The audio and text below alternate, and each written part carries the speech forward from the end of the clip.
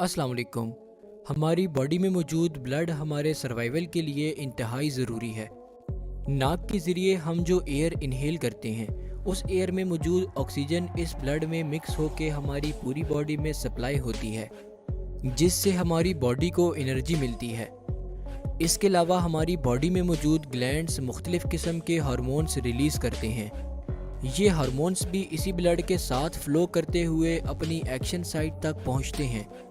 Hormones और oxygens के अलावा न्यूट्रिएंट्स, एंजाइम्स वगैरह भी एक ऑर्गन से दूसरे ऑर्गन तक ब्लड के थ्रू ही ट्रैवल करते हैं। यही ब्लड हमारी बॉडी के वेस्ट मटेरियल्स के बॉडी से एक्सक्रीट होने में अहम रोल अदा करता है। ये ब्लड जिस सिस्टम के थ्रू हमारी बॉडी में फ़्लो करता है उस सिस्टम को सर्कुलेटरी सिस्टम कहा जाता है। इस वीडियो में हम ये देखेंगे कि ह्यूमन सर्कुलेटरी सिस्टम किन मुख्तलिफ ऑर्गन से मिल के बना है और किस तरह तमाम ऑर्गन्स मिलकर हमारी पूरी बॉडी में ब्लड की सर्कुलेशन में अपना रोल अदा करते हैं। सर्कुलेटरी सिस्टम को कार्डियोवैस्कुलर सिस्टम भी कहा जाता है। कार्डियोवैस्कुलर दो लफ्ज़ों से मिलकर बना है, जिसमें कार्डियो का मतलब है हार्ट, जबकि वैस्कुलर का मतलब है ब्लड वेसल्स। सर्कुलेटरी सिस्टम का मेन ऑर्गन हार्ट है, जो एक पंप के तौर पर काम करता है। हार्ट से पंप होने वाला ब्लड वेसल्स के थ्रू हमारी बॉडी में सर्कुलेट करता है और वापस हार्ट में इंटर हो जाता है।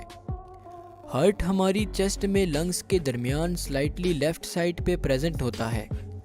अगर हार्ट के स्ट्रक्चर को देखा जाए तो हार्ट एक मस्कुलर ऑर्गन है जो 4 हिस्सों में डिवाइड हुआ होता है, जिन्हें चैम्बर्स कहा जाता है। 2 चैम्बर्स हार्ट के अपर पोर्शन में जबकि 2 लोअर पोर्शन में मौजूद होते हैं। अपर 2 चैम्बर्स को एट्रियम और लोअर 2 चैम्बर्स को वेंट्रिकल्स कहा जाता है। इन चारों चैम्बर्स में ब्लड की प्रॉपर मूवमेंट के लिए हार्ट में 4 वाल्व्स प्रेजेंट होते हैं, जिनमें एओर्टिक, पल्मोनरी, माइट्रल यानी कि बाइकास्पिड और ट्राइकास्पिड वाल्व्स शामिल हैं। हमारे बॉडी पार्ट से आने वाला ब्लड हमारे हार्ट के चैम्बर राइट एट्रियम में इंटर होता है।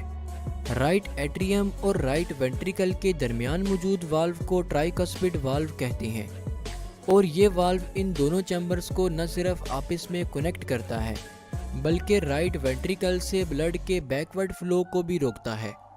राइट वेंट्रिकल से ब्लड पल्मोनरी वाल्व के थ्रू पल्मोनरी आर्टरी से गुजरकर हमारे लंग्स में चला जाता है। लंग्स से ब्लड ऑक्सीजन कैरी करता है और पल्मोनरी वेन के थ्रू वापस हमारे हार्ट के लेफ्ट एट्रियम में इंटर हो जाता है।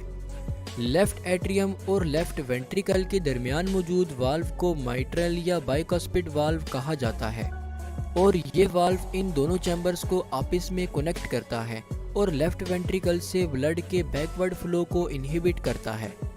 इस तरह लंग्स से आने वाला ब्लड लेफ्ट एट्रियम से लेफ्ट वेंट्रिकल में इंटर हो जाता है, जहां से ये ब्लड पंप होकर एओर्टिक वाल्व के थ्रू एओर्टा में इंटर हो जाता है।